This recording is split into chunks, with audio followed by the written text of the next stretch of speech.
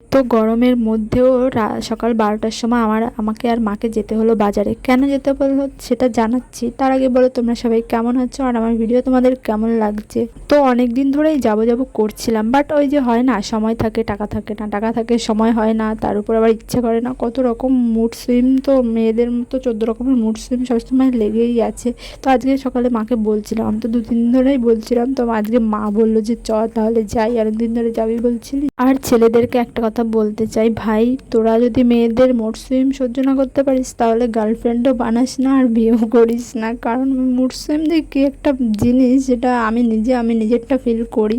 তার উপরে এখন তো ডিপ্রেশন, ফ্রাস্ট্রেশন নানা রকম লেগে আছে, তার উপরে যা গরম দিয়েছে, ওরে বাবারে। তো আজকে বাজারে গিয়ে সবার আগে ঠিক করেছি আমি একটা ডাব খাবো, ডাবের জল আজকে খাবোই। আর ডাব খেয়ে সেসব সামার লাভারদের ডাবের ছোলাটা মুখে ছুঁড়ে মারবো। তোরা যারা গরমকাল ভালোবাসিস, যে একটা ডাব 70 টাকা নিয়েছে, ভাবা যায় 70 টাকা দিয়ে একটা ডাব কিনে খাওয়া আমাদের মতো মিডিল ক্লাস ফ্যামিলিদের পক্ষে বলতে গেলে অসম্ভব ব্যাপার সেটা। এবার আসি আমার মায়ের কথায়, এত কনফিউজড পার্সন, এত বয়স হয়ে গেছে এখনো বুঝে উঠতে পারে না কি করবে, কোন দোকান থেকে কি নেবে, কতটা নেবে বা কি কিনবে, মানে সব কিছুই বুঝে উঠতে পারে না। আর আমি এটাও জানি এটা শুধু আমার মা না, আরও সবার অনেকেরই আছে এরকম, বাড়িতে ফ্যামিলিতে সবার বাড়িতে এরকম একটা পার্সন তো অবশ্যই আছে, যাদের বাড়িতে আছে কমেন্ট করে জানিও কিন্তু। তারপর পারফেক্ট বলে তো কিছু হয় না, আমরা ভিন্ন স্বভাবের ভিন্ন প্রকৃতির মানুষ নিয়েই সুখ দুঃখ হাসি কান্না সব কিছুর মধ্য দিয়ে আমরা আমাদের ফ্যামিলি নিয়ে ভালো থাকি, জীবন কাটাই, এটাই তো প্রকৃতির নিয়ম।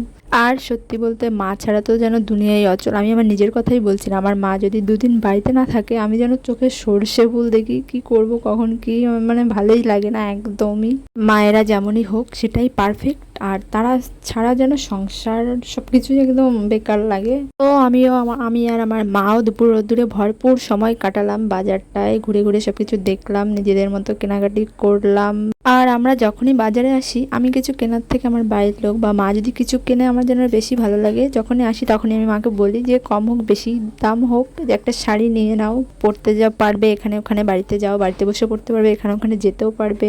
আসলে মায়েরা তো কখনো নিজেদের জন্য কিছু কেনে না, তাই আমাদের উচিত তাদের এই ছোট ছোট খুশি, ছোট ছোট দিকগুলোতে খেয়াল রাখা। তো কেমন লাগলো